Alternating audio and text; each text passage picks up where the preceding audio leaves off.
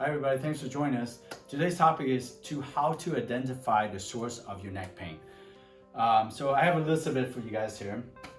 So pretty much this 6 list is not going to be an overall encompassing list, but it's going to cover for the bulk of the condition that you might be experiencing right now as you have neck pain. So let's start with the most simplest one first, so falls and accidents, right? So typically, anybody that have fallen or have been in a car accident, hopefully you would have known, what are the causes of that, right? So what I suggest, with falls and accidents is that you need to go and seek medical attention right away.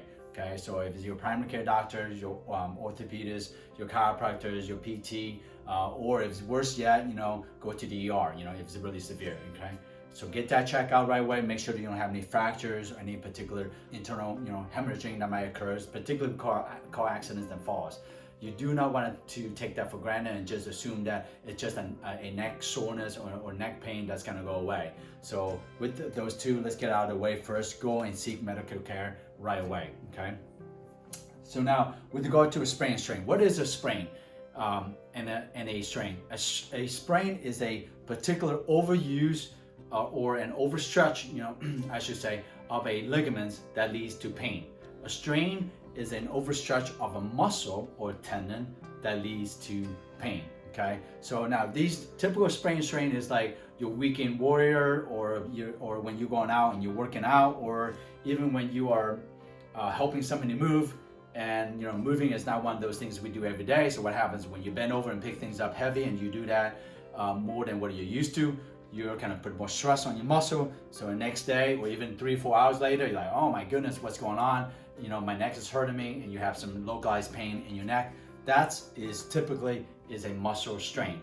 Now, a sprain can oftentimes accompanies that. A sprain, again, is the ligaments that helps to hold your vertebra together, okay?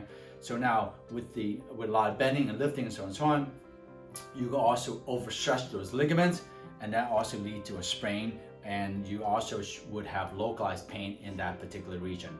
So again, a sprain and strain is a very common thing that happen. Typically, most people that have sprain and strain, you guys should be able to heal within 1, 2, or 3 days at the most. Sometimes a more moderate or more severe sprain and strain, people might take 3 to 7 days to heal. But typically, with some help from some sort of, is either a chiropractor or a massage therapist, you should be able to overcome that pretty easy.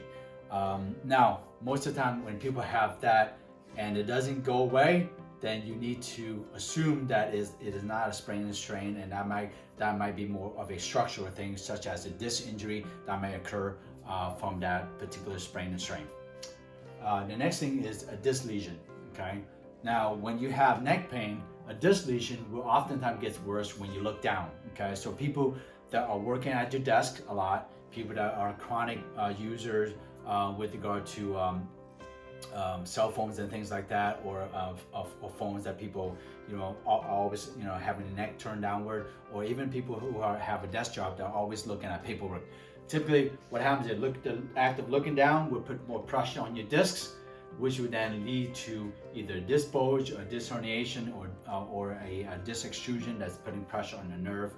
And typically the pain can vary. It can be very severe or it can be very mild, but then it never really goes away unless you have some sort of treatment.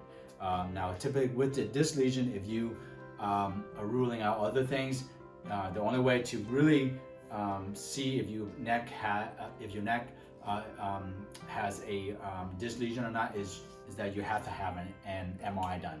X-rays do not and will not show a disc lesion, okay? Oftentimes I have a patient that comes in and they oftentimes will say, yeah, I have a disc herniation. My chiropractor or my doctor did an X-ray and they see it on the X-ray. No, you cannot see a disc lesion on the X-ray. You can see a disc being diminished, but you cannot assume that is a particular disc herniation that's on the X-ray. You have to have an MRI for it. The next thing is a Facet Syndrome. What is a Facet Syndrome? Facet Syndrome is causing neck pain that's typically localized on the back of the neck that gets worse when you're looking upward, okay? So typically it can be caused from a sprain and strain that puts stress on those particular ligaments. So now when you look up, it's gonna have exacerbating or increasing pain. The next thing is overuse or repetitive, injuries. And typically this is going to be as a result of playing a particular sport, or it could be from a repetitive use with regard to at work wise, So, and typically these kind of pains is gradual, and it starts out with aching and stiff, and then it gradually gets worse and worse and becomes sore and painful. And then when it becomes really chronic, then you're gonna have a lot of sharp pain that oftentimes will lead to other structural issues that you might have, such as disc herniation or nerve compression as a result of that overuse becoming more chronic. But it's typically an overuse syndrome typically get worse at the end of the day, but it typically starts out with more aching, and as you become more active, you're gonna actually have more pain that increases. Last thing we're gonna talk about is the arthritic pain. Arthritis in your neck typically starts out with pain and stiffness or soreness in the morning when you get up, okay? The more arthritis you have, the worse the pain will be when you get up.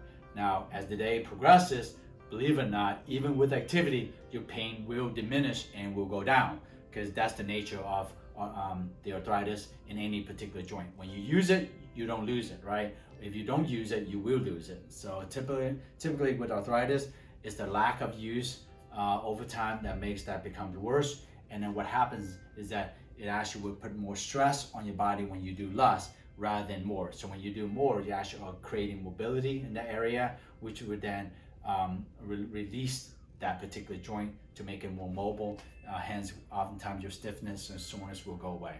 So these are some of the basic common condition that you might have or that you might be suffering with when you have neck pain. So thanks for joining us. And if you guys have any questions, please join us with other topics that we have discussed. And if you like our channel, please like our channel. Thank you.